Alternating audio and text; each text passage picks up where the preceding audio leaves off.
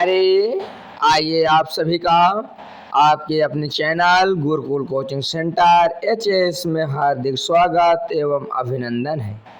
आज हम जयशंकर प्रसाद द्वारा रचित ममता पाठ जो बहुत महत्वपूर्ण है हमारे नोट्स के लिए, फेयर के लिए और यूपी बोर्ड एग्ज़ाम के लिए तो महत्वपूर्ण है ही। तो हम इस पाठ के एक एक गद्यांशों के प्रश्नों के हल जानेंगे।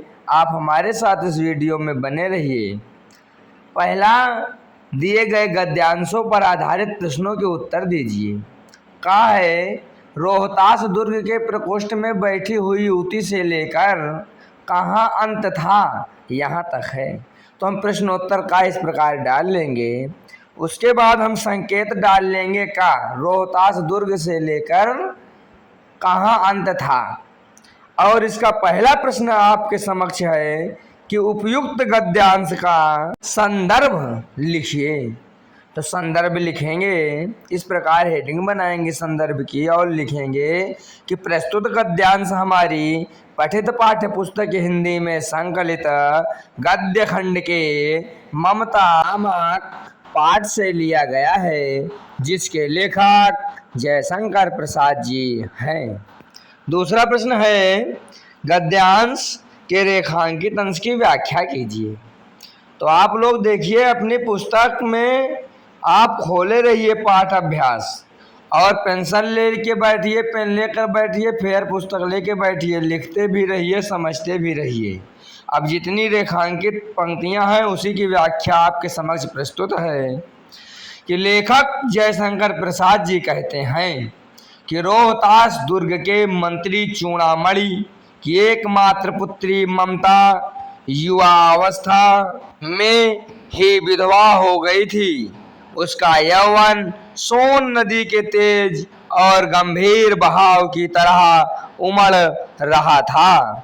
वह हर तरह के सुख व संपन्नता में रह रही थी, लेकिन उसका मन गहरे दुख, मस्तिष्क में विचारों की आंधी और आंखों में आंसुओं की बरसात से भरा हुआ था।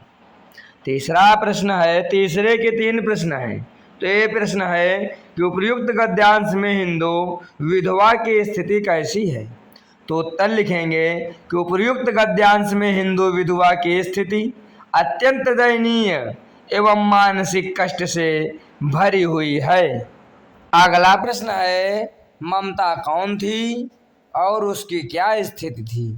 तो ममता मंत्री चूड़ामणि की पुत्री थी और वह युवा अवस्था में ही विधवा हो गई थी।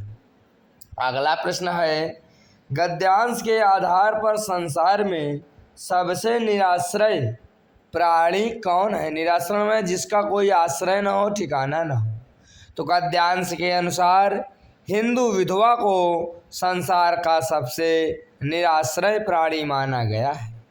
अब हम अगले गद्यांश खा के उत्तर को देखेंगे। तो इसका पहला प्रश्न है, संदर्भ लिखिए। तो संदर्भ पूर्वत लिखा हुआ है, यानी संदर्भ इसमें पूर्वत यानी पहले वाला ही रहेगा, अर्थात समस्त पाठ का संदर्भ एक ही है, ममता पाठ, लेखक जयशंकर प्रसाद जी। तो बार बार संदर्भ लिखने की आवश्यकता नहीं है।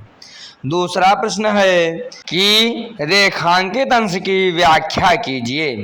तो हम इस प्रकार हेडिंग डाल लेंगे और लिखना प्रारंभ करेंगे कि जब ममता ने अपने पिता चूड़ामणि द्वारा रिश्वत के रूप में लिए गए आभूषणों को देखा तो वह स्तब्ध रह गई। वह अपने पिता से कहती है कि ईश्वर की इच्छा के विरुद्ध जाकर इस प्रकार अधर्म का धन संचित करना उचित नहीं है, इसलिए आप इसको वापस कर दीजिए।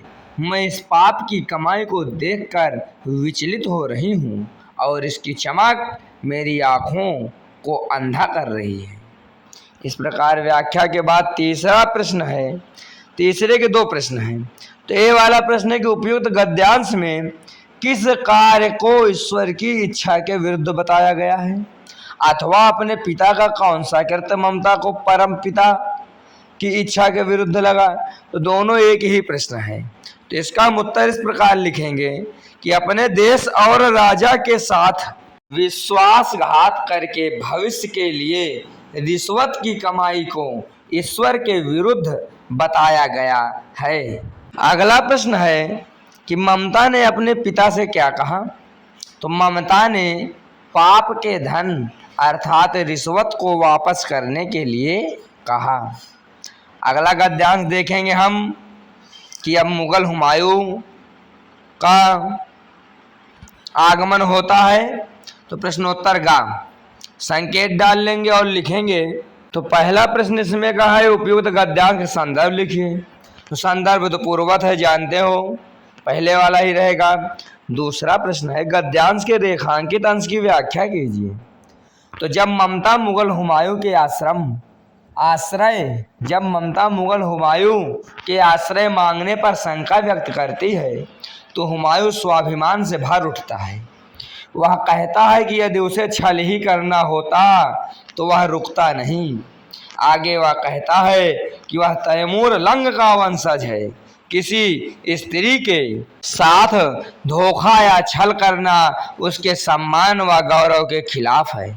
इतना कहकर वह जाने को तैयार हो जाता है और अपनी दयनीय स्थिति को भाग्य का खेल मानता है।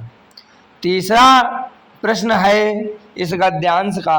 तीसरा प्रश्न के 3 उप प्रश्न है। तो ये वाला प्रश्न है स्त्री किस धर्म के पालन के विषय में विचार कर रही थी।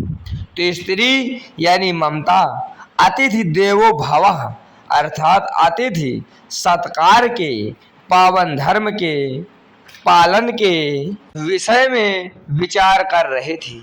अगला प्रश्न है ममता ने किसकी उपासना का पालन किया। तो ममता ने अपने अतिथि धर्म का पालन किया। अगला प्रश्न सी है छल नहीं तब नहीं स्त्री जाता हूँ तैमूर का वंशधर स्त्री से छल करेगा। यह वाक्य किसने कहा और क्यों।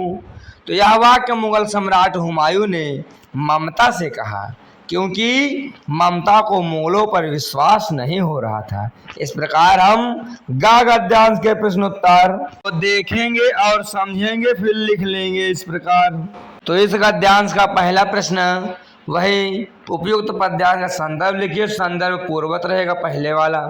दूसरा प्रश्न रेखांकित अंश की व्याख्या।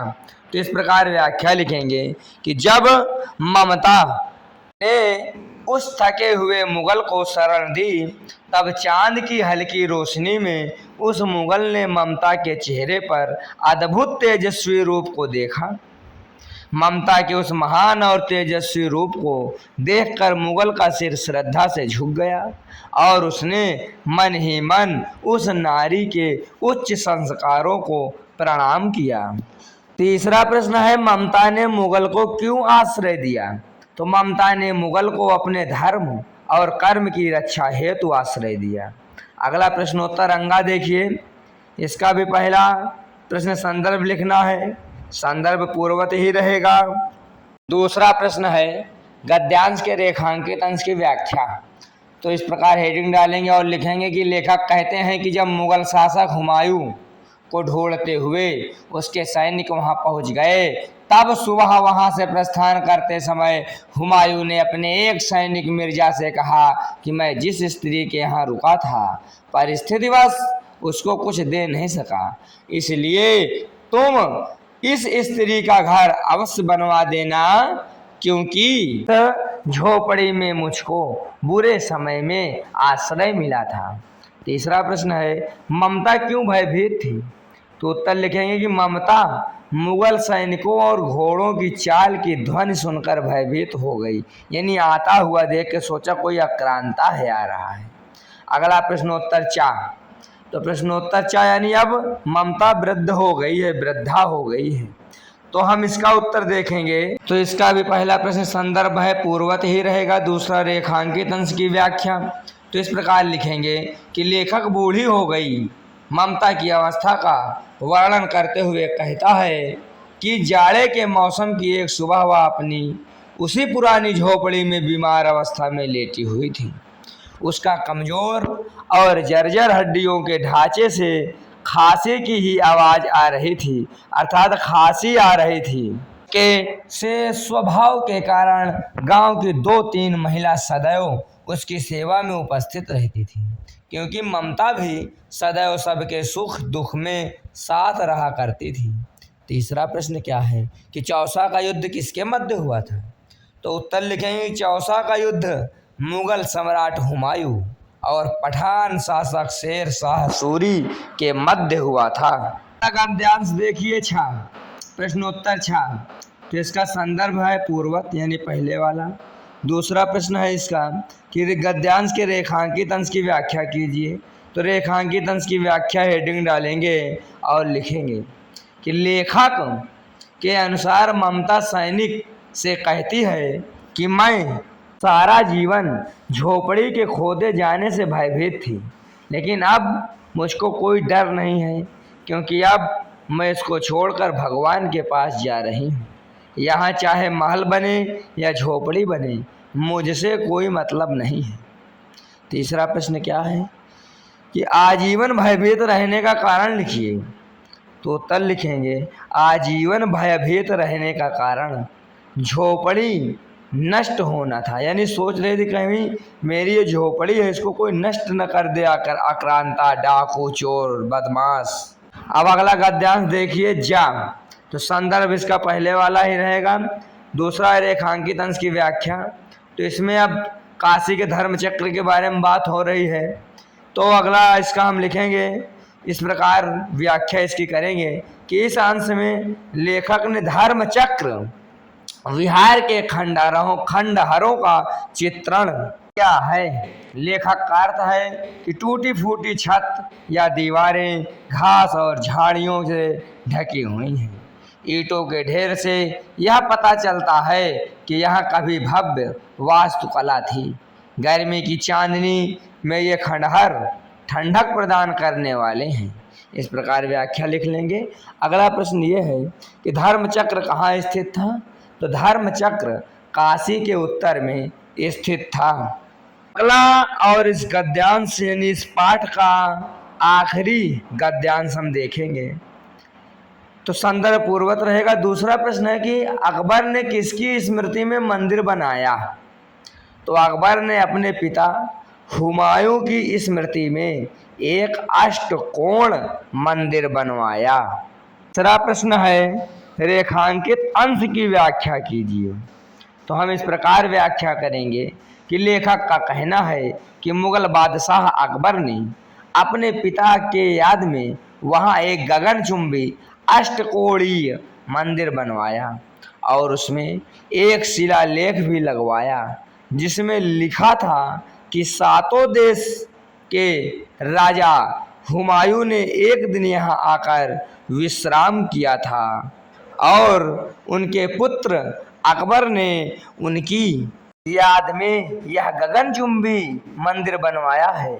लेकिन लेखक यह बेहद अफसोस करते हुए कहता है कि उसमें कहीं ममता का नाम नहीं था। इस प्रकार यह गद्यांश समाप्त होता है। एक एक प्रश्न के उत्तर आपको इस पाठ के इस वीडियो के माध्यम से प्राप्त हुए। वीडियो आपको अच्छी लगी हो तो लाइक करें, कमेंट भी हमको कर सकते हैं, प्रश्न भी हमसे पूछ सकते हैं। आप अगर कुछ समझ में ना आया हो, कोई शब्द आपको न समझ में आया हो तो शेयर करिए मित्रों के पास भी और सब्सक्राइब अवश्य कर लीजिए। इसके बाद हम 1 मिनट में थोड़ा भाषा के रंग देख लेंगे, क्योंकि व्याकरण भी बहुत आवश्यक है। तो पहला है कि निम्नलिखित शब्दों में संधि विच्छेद कीजिए। तो दुश्चिंता यानी दुहधन चिंता, पतनोन्मुख का संधि विच्छेद होगा पतन धन उन्मुख, दीपालोक का दीप धन आलोक, हताश का हो जाएगा हत धन आस, अश्वारोही का हो जाएगा अश्व धन रोही, अश्वधन आरोही होगा, ठीक है, थोड़ा मिस्टेक हो गया आरोही। तो अश्वधन आरोही में कौन सी संधि है कमेंट करिएगा। दूसरा है कि मूर्खता में ता प्रत्यय है, प्रसन्नता में ता है और पीलापन में पन प्रत्यय है। तीसरा प्रश्न है निम्नलिखित शब्दों में समास विग्रह कीजिए। तो आजीवन यानी जीवन भर, पूरा जीवन। अष्टकोण का समास विग्रह हो जाएगा 8 कोणों का समूह। दुर्गपत यानी दुर्ग का स्वामी, किले का स्वामी। शीतकाल माने शीत का समय, शीत माने ठंड यानी ठंड का समय। तो इस प्रकार वीडियो समाप्त होती है। प्यारे धन्यवाद वीडियो को देखने के लिए और विश्वास बनाने के लिए।